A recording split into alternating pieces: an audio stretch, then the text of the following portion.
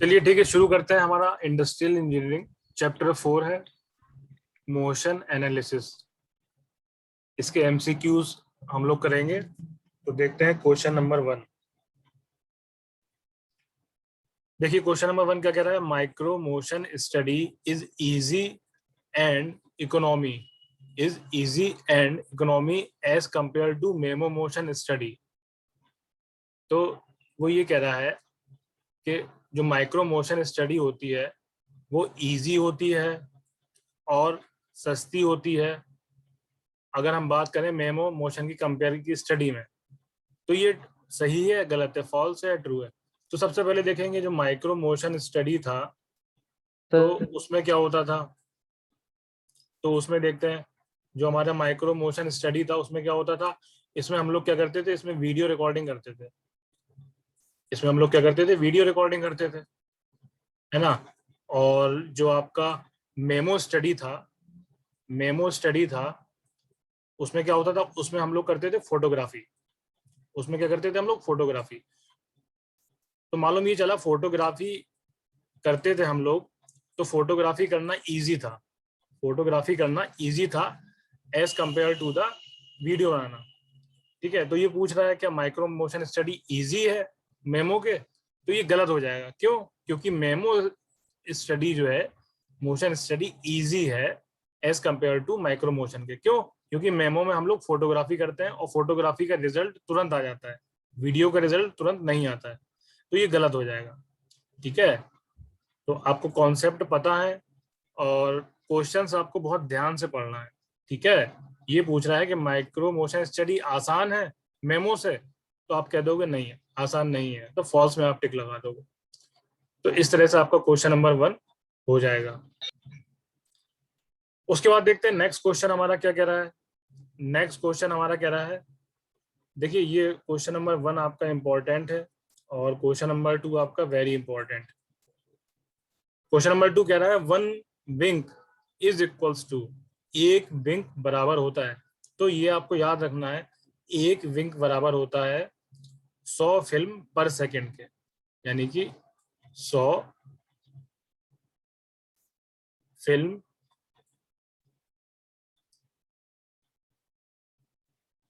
पर सेकंड। ये इस तरह से हो जाएगा। ठीक है, तो ये आपको याद रखना है कि एक विंक बराबर होता है, विंक का सिंबल W होता है। ठीक है, तो इसका आंसर 1 सही हो जाएगा। ठीक है, फिल्म का मतलब कुछ नहीं होता, जो रिकॉर्डिंग होती है। तो जो रिकॉर्डिंग होती है उसका कहीं ना कहीं उसका जो भी स्टोरेज होता है, या जो हम लोग बोलते हैं देसी लैंग्वेज में बोलते हैं रील, बोलते हैं उसको रील। तो वो 1 सेकंड में इतनी रील जो है रिकॉर्ड कर सकती है। ठीक है, तो एक wink is equal to 100 film per second, इसका 1 आंसर सही हो जाएगा। ये आपको याद रखना है, बहुत ही इंपॉर्टेंट क्वेश्चन है। चलिए नेक्स्ट देखते हैं, नेक्स्ट क्या कह रहा है।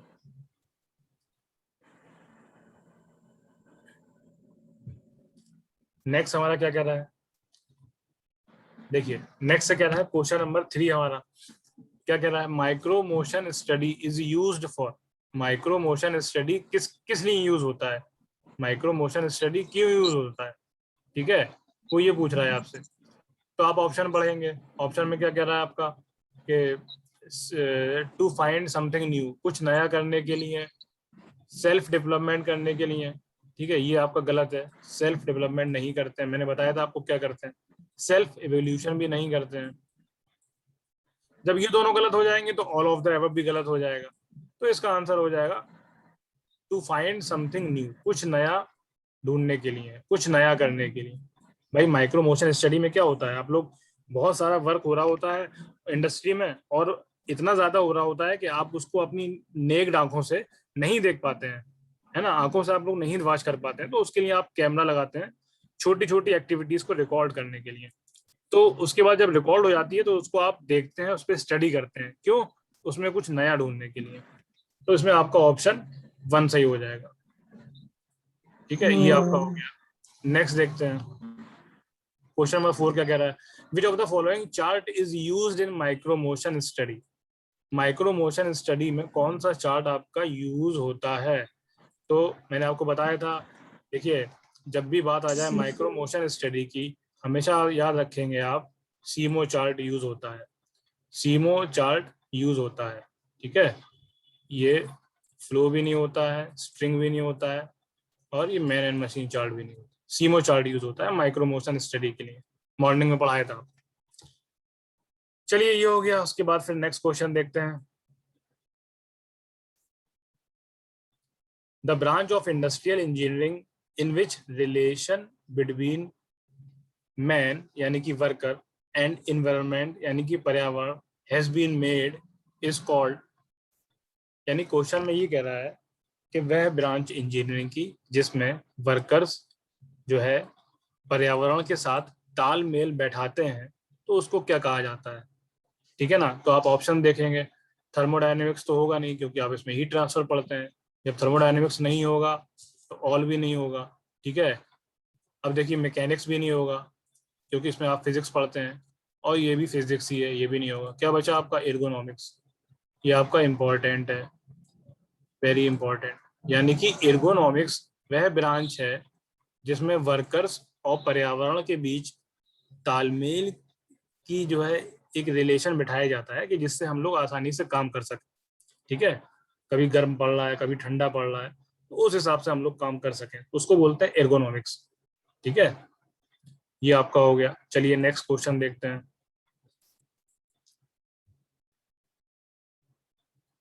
इन order to express fundamental hand motion which of the following has been used, यानी कि जो आपका हैंड का मूवमेंट हो रहा था, लेफ्ट हैंड का, राइट हैंड का, तो वो निम्न में से कौन सा यूज कर रहा है, निम्न में से किस में होगा।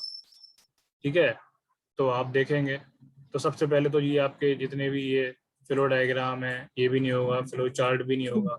अब बचे दो, इन दोनों में से कोई एक में होगा, फंडामेंटल हैंड मोशन।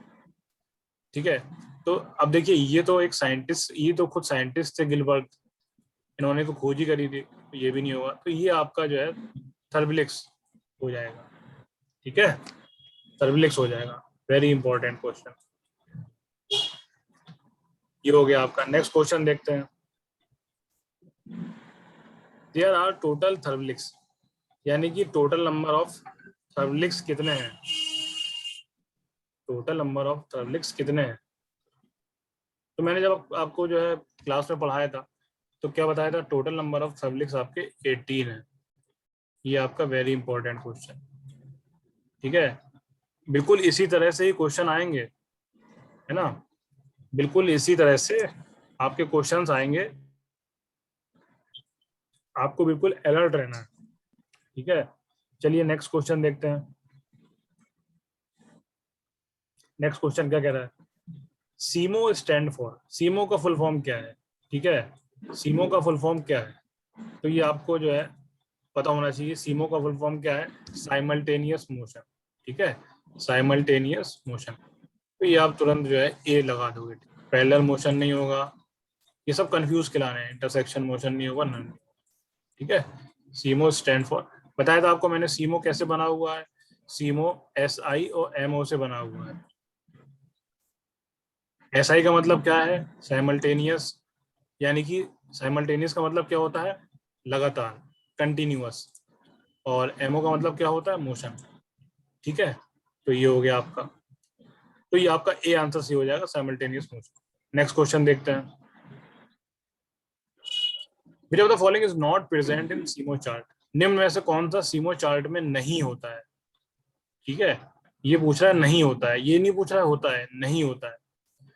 तो आपको जिसको जिसको भी जो है क्या कहते हैं पता होगा, तो उसको भाई वो देख लेगा कि देखिए थर्बलिक्स होते हैं। ठीक है, थर्बलिक्स होते हैं, और आपका लेफ्ट हैंड मोशन भी होता है, ये भी होता है, राइट हैंड मोशन होता है, ये भी होता है। कौन सा नहीं होता है, ये फ्लो मोशन नहीं होता है। ठीक है, फ्लो मोशन नहीं होता है। तो आपने पढ़ा होगा तो आप तुरंत जो है क्या कहते हैं स्लो मोशन पे लगा दो। ये ध्यान रखना कौन सा नहीं होता है वो पूछना। ठीक है, ये हो गया आपका। चलिए नेक्स्ट क्वेश्चन देखते हैं। नेक्स्ट वो कह रहा है माइक्रो मोशन स्टडी का आविष्कार किसने किया था, माइक्रो मोशन स्टडी का आविष्कार किसने किया था। तो आप सिंपल सा बी फ्रैंक भी है, LM गिलबर्ट भी है, तो ये आप बोथ लगा दो। मैंने आपको बताया था कि be frank and LM Gilbert दोनों ने इसका आविष्कार किया था। ये हो गया। चलिए नेक्स्ट क्वेश्चन देखते हैं क्या कह रहा है वो। माइक्रो मोशन स्टडी क्या है? माइक्रो मोशन स्टडी क्या है? तो वो ये पूछ रहा है कि माइक्रो मोशन स्टडी में क्या होता है। ठीक है, तो आप बताएंगे कि माइक्रो मोशन स्टडी में क्या होता है। माइक्रो मोशन स्टडी में मैंने क्या बताया था आपको, जो जितना भी इंडस्ट्री में वर्क हो रहा होता है तो हम लोग कैमरा लगा देते हैं और उसकी स्टडी करते हैं, बस that is called micro motion study. ठीक है, तो क्या हो जाएगा, स्टडी ऑफ वर्क प्रोसेस का आंसर सही हो जाएगा।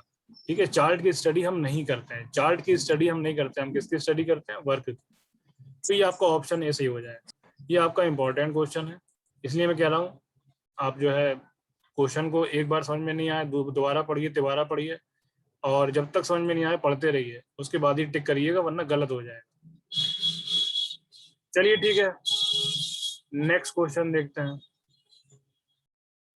नेक्स्ट क्वेश्चन क्या कह रहा है आपका वो, नेक्स्ट क्वेश्चन बोल रहा है ये जो सिंबल दे रखा है उसमें, ठीक है, ये जो है क्या है, ये कहाँ से लिया गया है।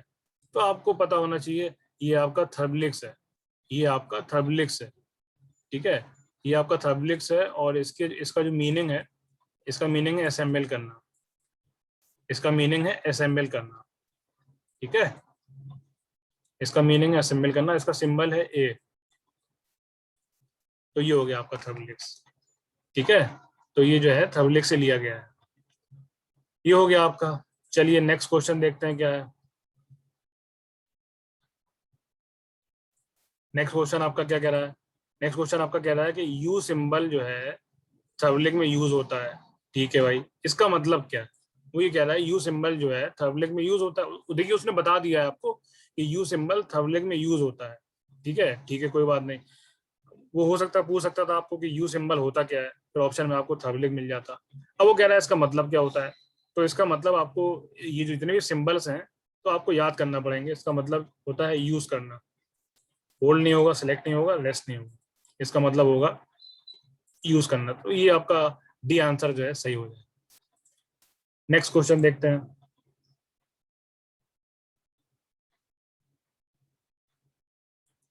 ठीक है, नेक्स्ट क्वेश्चन देखते हैं आपका।